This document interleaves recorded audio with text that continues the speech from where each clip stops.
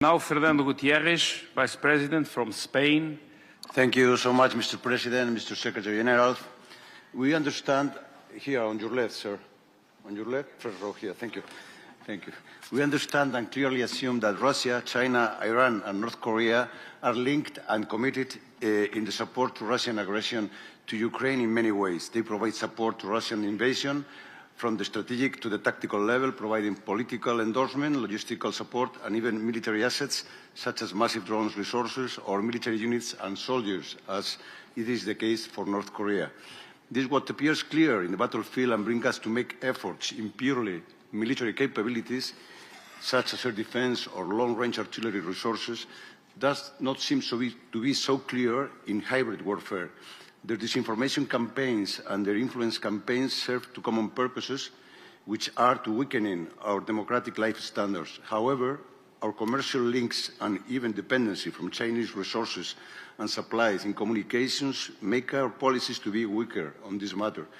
Are we focused enough on the common challenge all of them represent as hybrid threats, and are we putting together enough preparedness for it? Thank you so much, Mr. Secretary General.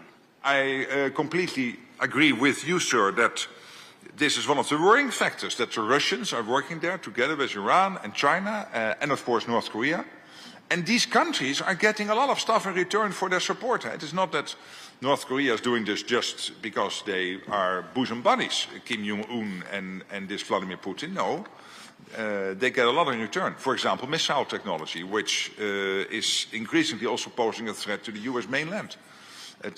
China is getting a lot of return. Take cheap oil and gas and whatever they're getting. And of course, Iran is getting a lot of money, which they use to prop up their proxies in the Middle East, to stir conflict in the Middle East. So this comes at a high price.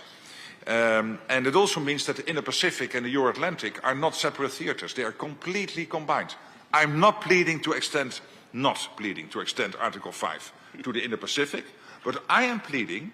And I was this morning on the phone with the Australian Defence Minister, and last week with the Japanese Prime Minister. There is a close cooperation, for good reasons, between NATO and the Indo-Pacific countries, Japan and the Republic of Korea and Australia and New Zealand.